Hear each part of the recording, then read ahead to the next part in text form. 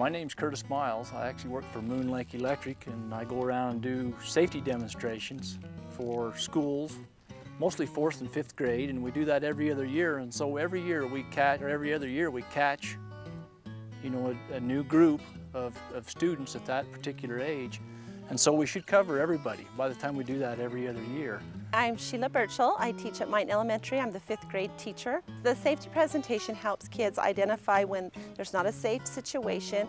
It also helps them learn what is appropriate to do around power lines or even with electricity in their house, as far as keeping radios out of the bathrooms and just to know how to be safe. This is our safety demonstration trailer that we use here at Moon Lake Electric. We take this around to the schools and we show the boys and girls electricity to energize this overhead line to 7,200 volts, a lot like what they would have at their own homes. And we talk about 7,200 volts and how serious it is to come in contact with that. Even as linemen, we don't like to hear an arc flash. If we hear an arc flash, then we've made a mistake. We've done something wrong. Anytime that you can have someone that has that expertise, knowledge that they can come in and share with the kids and they know exactly what they're talking about, it's so much better than a textbook, because you can only learn just so much from a textbook. But to be able to see an experiment and presentation like that we just saw from Mr. Miles is very educational. I'm going to show you what happens when you have a phase to ground fault on a 7,200 line. There's about 300 to 400 amps of fault current there on a 7,200 line.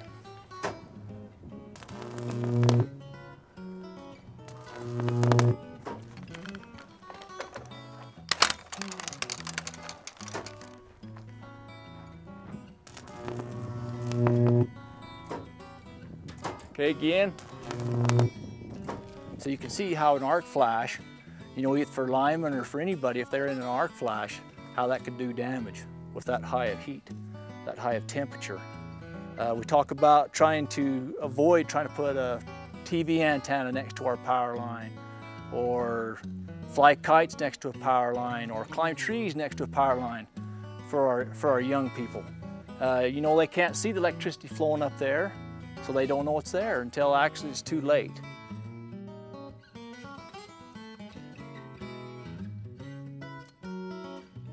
We try and do a demonstration to show what might happen if we come in contact with current, 7,200 volts. We use a hot dog as perhaps the finger, our hand. It's pretty close to our same makeup of our body, 70% water, about the same fat content. So we like to use them. We show that there's always an entrance wound, that there's an exit wound, and with the grapefruit, what it might do to our internal organs or inside of our body. I'm going to touch the hand.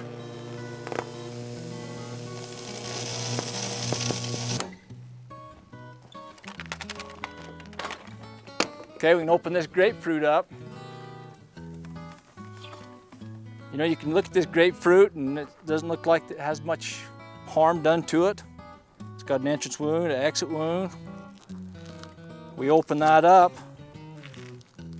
and we see what the current actually does to the inside of that grapefruit, what it would likely do to the inside of our body, our tissue, and no doctor could fix that if we happen to have that type of current flow through our body.